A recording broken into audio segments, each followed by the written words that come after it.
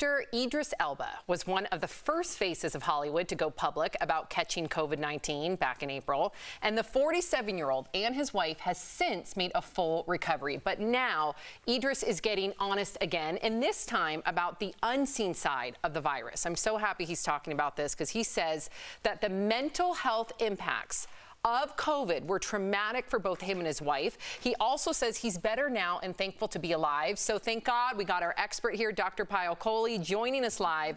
And hey, Doc, how are you? Hey, Sam, how's it going? We're doing well. And, you know, this is a topic that is near and dear to all of our hearts. More people with COVID-19 are now finally speaking up about the mental health side effects. So can you better explain what Idris and others have experienced mentally?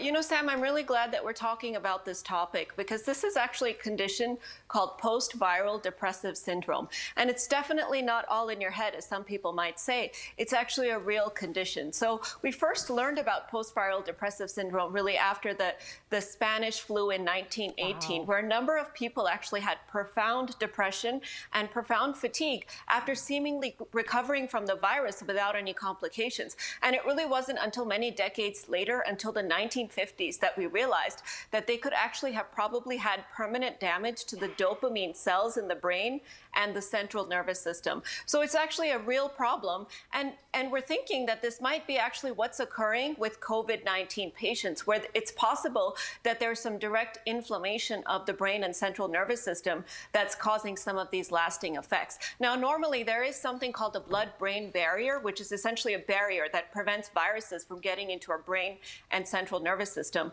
And that's true for most respiratory viruses. But the coronavirus is completely different because it's shown us that it can already invade the central nervous system by making us lose our sense of smell through direct inflammation of the neurons. So people who have this condition often describe it as their emotional circuits being switched off and being in a zombie-like state. So it's a real serious condition. That is terrifying. Yeah, Doc, before I get to this next question, then I just want to ask you like a personal question.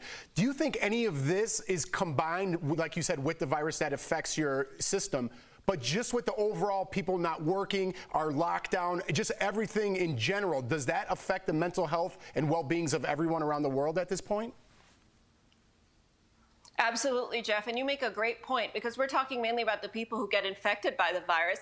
But the rest of us, those who haven't gotten infected by the virus, are socially isolated. We're quarantined. We're changing our behaviors.